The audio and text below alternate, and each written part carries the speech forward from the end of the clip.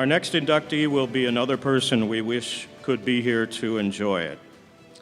Roy Lee passed in 1985, but not until he put together a very Hall of Fame-worthy baseball career. I recall several memorable bus rides to SIUE road games when Lefty would regale us with stories of his days in the Red Sox organization and other noteworthy stops in his pitching career. Just a great guy who I wish I would have been good enough to play for. I'm glad I got to spend a little time around him as a young broadcaster of SIUE games, and I know Dwayne feels the same way. He was the first Cougars baseball coach hired in '68 after he racked up 125 wins at St. Louis U and earned entry into the Billikens Hall of Fame. Roy's Cougars teams were always outstanding. 3 appearances in the NCAA Division II World Series verifies that. I was fortunate to be one of the broadcasters at the '72 finals played up the road in Springfield, Illinois. The late Champ Summers was on that team and had a memorable dive into the hotel pool from the second floor balcony, as I recall. And Lefty was none too happy about one of his star players doing that swan dive the night before the big game. But I think we'll all remember that one, any of us who were close by. Much more about Roy's career accomplishments in tonight's program, and it's time to hear more in the interview of his son and Commissioner Emeritus of the Frontier League, and a valuable member of our Hall of Fame committee, Bill Lee. Please welcome to the St. Louis Sports Hall of Fame, with your applause, Roy Lefty Lee.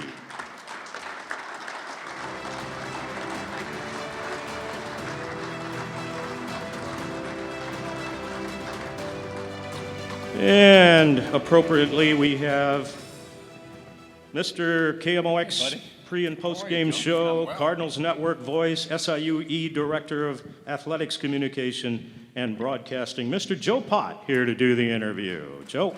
Thank you, Tom. We've done this a time or two. We've done a few of these. We have sat on the other side of a microphone from one another. It's a pleasure to welcome your dad into the St. Louis Sports Hall of Fame, and I feel fortunate to be able to share this and to do this with you. Tell me about who's here tonight and what it means that some 45 years after Dad was coach, that there's some former players out there tonight. Well, I'll tell you, I'm just really blessed to have everybody here. I'm also blessed to, our family is blessed to have my dad be recognized, even though he passed away in 1985. And there's a lot of guys here. I know I'm going to go with my family probably last year, but there's a guy back here named Harlan Scheibel that played for my dad in 1957. And I was a bat boy for those teams. And one of his good friends, Rich Soje, that I've known since I was 5. And but with my family, I got loved my life, Debbie here, my brother John, his wife Evelyn, my cousin Steve, his wife Anna, Debbie's son and daughter Ryan and Michelle, and Suzanne and our granddaughter Riley sitting back there, and we've got great friends. But I also really, pardon me for going a little long here on this one, but I want to thank all the folks from SIU. I really, really appreciate everything that you guys have done for this particular event, but also for our family and our community with everything that's going on. I want to thank John Simmons too, especially, and he knows why. But the other guys I really want to recognize, they're sitting right back here at the table. I believe it's, what is that, 10? And it's all the other players, a bunch of guys that I played with at SIU. But 2 guys I do want to have stand up. First, the coach that followed my dad that got 1,000 wins at SIU, and one of these days is going to be in this Hall of Fame, Gary Bo Collins. Stand up, Bo. And the current head coach, Sean Lyons. Coach? You were a player for Dad at SIUE. Yes. I was on the teams, let's put it that way. There was, one year I played, the other years was pretty bad. So what was it like for you, and what was Dad like as a coach? I went away my freshman year because I didn't want to play for him. You know, I didn't want that, and I want to try and stand on my own. But then when I was playing away, I found out, you know what, he's a pretty good coach. So I transferred back, and came back, and it wasn't easy. I mean, some of my old roommate Stan Osterbrough there will know some of the things that went on behind the scenes with my dad and I, but it was tough for the first couple of years I played there. And then our senior year, when we went to the College World Series, finished second in the World Series, and I had a pretty good season that year, and I had a pretty good World Series, and everything kind of changed at that point. But if you don't mind me yakking again here, probably the most memorable time that I had was in that College World Series. And we had a chance to play for the national title. We'd gotten beat the first game. We had to get beat twice. We got beat the first game 6-5 by Cal Poly Pomona. And then the last game, we were down 3-1 in the seventh inning. It was then when we came up to hit in the ninth inning, it was 17-1. And a guy got a walk in front of me, and I was coming up with 2 outs, and my dad calls me down to third base. And he put his arm around me and he said, "Go out with a bang." So I walked back down to home plate, and I hit a slider that looked like it was about the size of a basketball when I hit it at Springfield, and it went out of the ballpark, and I was circling the bases. And when I came around, he was crying, and then I started crying, and that was definitely the most memorable moment I ever had in my college career.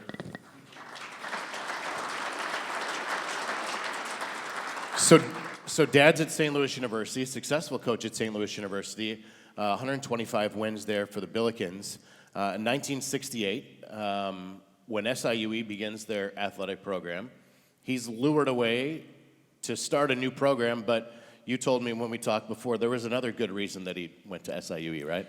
Well, yeah, because when he was hired at St. Louis U, they only paid him $6,000. And then he wanted to hire Joe Ducky Medwick as his assistant coach. So they said, well, we're not giving you any more money. You got to pay your assistant coach out of that. Well, Ducky wanted $4,000. So he gave Ducky $4,000, kept $2,000, and kept his other job in the Collinsville school system and coached the St. Louis University Billikens. And they won 4 straight Missouri Valley Conference titles from 63 to 66. And 65, they beat University of Missouri and went to Omaha.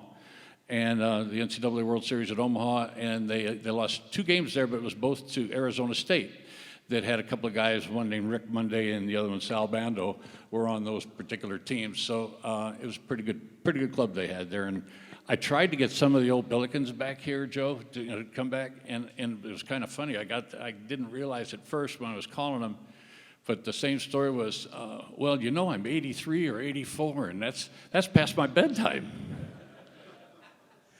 So you were talking about a salary at St. Louis. It got better when he went to SIUE. Yeah, I think he got like $19,000, and Harry Gallatin lured my dad and Bob Gelker from St. Louis U, both of them. They both started the programs, and they both had the opportunity to start the programs. And of course, by 1972, Gelker won the national title in soccer, and SIU had made a College World Series appearance in baseball, and the Division II version of the SIU Cougars was pretty much a national power. What do you think your dad would feel like knowing that the players of today are playing on a field named in his honor? Oh, he'd be so happy. And one thing that I've had several people say to me tonight was that knew my dad well, that in the late 60s, he was way ahead of his time with a lot of things about analytics and using high-speed cameras and doing this kind of stuff. And then the great fun one that everybody has with it is called the elliptical swing that he was trying to teach everybody. But he was very sharp, and well, when he played, he did get to the big leagues. He was 0-2 with an 11 ERA, and I think he was up for about a month. So his career did not quite match up to Les Miller's, but I think they knew each other at some point in time. But it was fun to watch him. And then his dream was to always have that baseball field built down there, and that meant so much to him. And then when they named it that in 1985, and then about 20 years or so later, John Simmons came through and upgraded the entire complex. And I'll never forget this, John, when we were that Saturday morning when we were out there and we were dedicating the field. And I said, John, thanks so much for what you're doing for the program. And you said to me, yeah, but we're never going to change the name of the field. And that meant a lot. Thank you.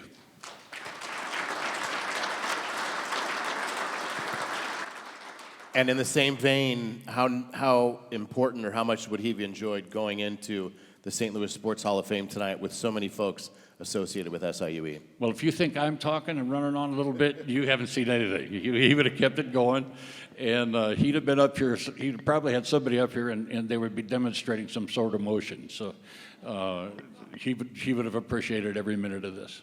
Well, we're glad to have him. We're glad to have you represent him.